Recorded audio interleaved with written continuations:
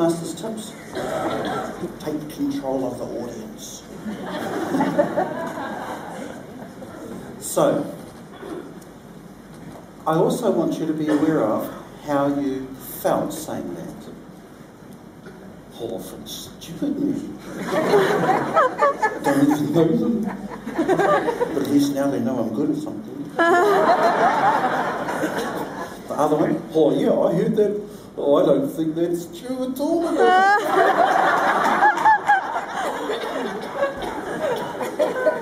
We're going to come back to that exercise. As simple as it appears, it reveals something very important about you. Mobility. Sadly, some of us link our mobility with how important we are. And for those who sadly lose their mobility, the greatest struggle will be to re-engineer their sense of who they are and the value that they bring, because they have lost their mobility. It can be through a stroke, it can definitely be through an accident, but we need to understand that those who were once mobile and then lose their mobility or their fluency to speak, if they are unable to recapture their sense of value, they can go through literally a pit of hell and fall into the depths of depression, because they knew they were valuable when they could move and when they were mobile, but now they're not. And I want you to know that the secret for jumping that chasm is actually understanding what self-esteem is. My brother-in-law is a tetraplegic, and he was able to do that. And I have met many men and women who are able to do that because they understand this message. Because at some stage you may well lose your mobility, but I know that you do not have to lose your sense of self-esteem. So what is it? Oh, I've waited long enough. I wasn't going to get to it. It was just going to be a ear bashing. Well, let's get to it. I'm going to go straight to it straight away. Here it is. It's the one gift that you need to be giving to yourself, and you need to be doing it in an unconditional manner. It was a trick question, really, when I said to you, how do you know you're important? Make a list. If you made a list, you don't have it. Do you understand that? You have a degree. But what I'm saying is that it's unconditional. There's no conditions. It's not about your height, it's not about your weight, not about your possessions, it's not about whether you have mobility or not. It's not about whether you're a good speaker or not. But I can assure you, if you want to be a good speaker, it will really help if it's grounded in healthy self-esteem.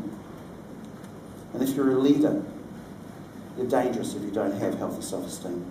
And our history is marred with many leaders who did not have a healthy level of self-esteem and made up for it by proving their power over others and their own inadequacies by literally going into other countries or destroying people's careers, because then they felt important. So it's an unconditional gift you give to yourself. As Carl Jung said, it is literally that it's positive, unconditional, positive self-regard is the distinction. Unconditional, positive self-regard. It's not about how many cylinders you've got under the hood in your car. And I hope that I've stripped it all away now. It's up to you. At no other time in our history has self-management become more prevalent. Prior to this era of the knowledge worker, we went through the industrial era. And that's where we were managed. And we were managed to think and how to behave and how to actually manage our emotions. And you were told what to do, when to do, how to do. You were told to leave your rubbish or your emotional baggage at the door when you came to work. So you were managed through the industrial age. Now, with the new age, the age of the knowledge worker, no more do we get managed. You're now required to manage yourself. And at the heart of self-management is self-esteem. So positive self-regard in an unconditional manner is at the heart of self-esteem.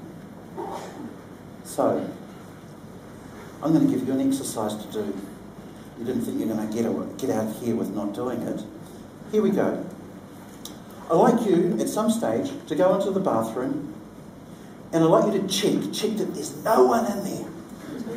Curtains, everything, laundry baskets, no one hiding there. Lock the window, and when you're sure no one's there, shut the door, lock it. And you're the only one in there, okay? Step 1.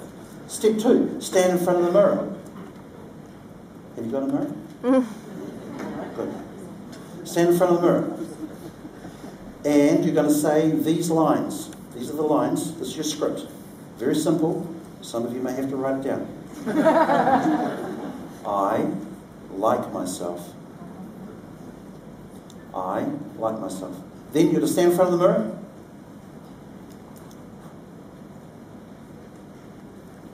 And you're going to do this exercise. Remember, no one's in there. I like myself. That is so stupid. And it happens. Welcome to the world of self-esteem. If you cannot say you like you in a locked room on your own, because the other option is this. I like myself. Whatever. Stupid. Low self-esteem. You can't even praise yourself. I bet you struggle when someone says, you're awesome, you're beautiful. Ladies, when he comes up to you and says, oh, you're beautiful, I bet you this could happen. Oh, what do you want? You know it's not Tuesday. Sorry, I might have got the day wrong. Yes, that's exactly right. You can't even take praise. You can't even praise yourself. When someone congratulates you, you do the sports champion. Oh, thank you very much. It was before a home crowd, and all credit goes to the team as a whole. It was a wonderful team effort. Notice what he did. He negated himself. And we think that that's a healthy thing to do.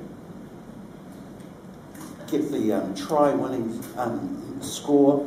You actually succeed. You shot the basket that won the game for you. You scored the winning try, and you can't even say thank you when someone praises you. It's time to change. And I'm hoping that you'd be able to do this, to say, I like me. Now, I didn't go to I love, because that's way over the top. No, just start with I like me. Would you be willing to do that? And learn to do it with sincerity, because it'll grow your ability to move towards achieving what you want in life. To say, I like myself. Because how can you possibly, if you can't praise yourself, I either need it from you or I'll reject it from you. There are huge implications, and I'd love to share the much bigger prospect of this particular topic.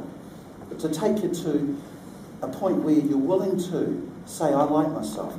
I'm so tired of these males who think that, in actual fact, they have low self-esteem, because I've worked in prisons, I've worked with gang members, and I'm very familiar with it. Back then I used to look like one.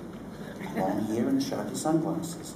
But what I'm saying is that when they understand that you don't have to beat someone up to feel important anymore.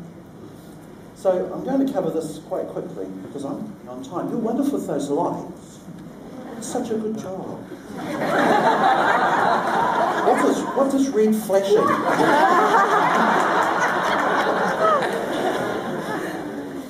Give things a go when you've got self-esteem, because one of the things is that I don't want to give it a go, because if I give it a go and I fail, then I'm not worth anything. But when I have self-esteem and I understand that the well of self-esteem is drawn from within and not without, I literally am now relentless with what I'm going to give it a go. Because I am in charge of it. And this is the beauty of this message, is that it's up to you. That you give more things a go. That you actually understand the true source of value. Now some people say, oh yeah, but is that it? I say, well no, actually, you then decide what you want to do with it. Because if I know if I'm of value, then everything that I lend my hand to will be a reflection of that value. not an attempt to make up for a lack of value, but an expression of my value. That when I meet you, I convey that value. I'm important, you're important.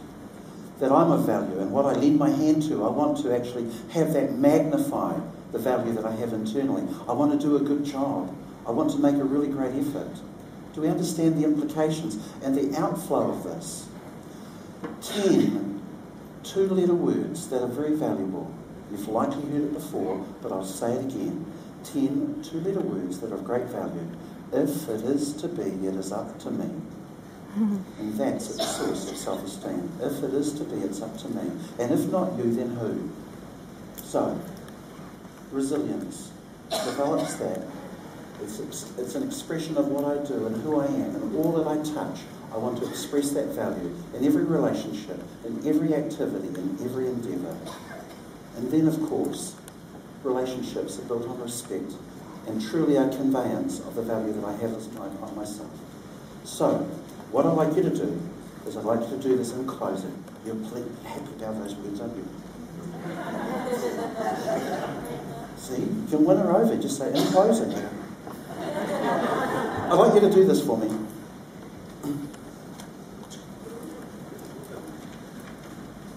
So, this is the international sign for I love you. It's I love you. Oh. So if you're ever partying, you're ever, you can't say it, you can actually do this. It's not a gang sign. Yes, I'm from South Auckland. This is not a gang sign. But what I'd like you to do is that, I'd really like you to leave that with you, is that, do you actually love yourself? Because if you want to love others, you want to make a positive, powerful difference in the lives of others, if you want to speak from the heart, and I assure you, the speakers that will speak from up here, that speak from the heart, you will always be touched there. Some speakers will speak to you intellectually, but those that are able to not only touch here, but touch here, just 30 centimetres below, will be the ones that speak and change lives.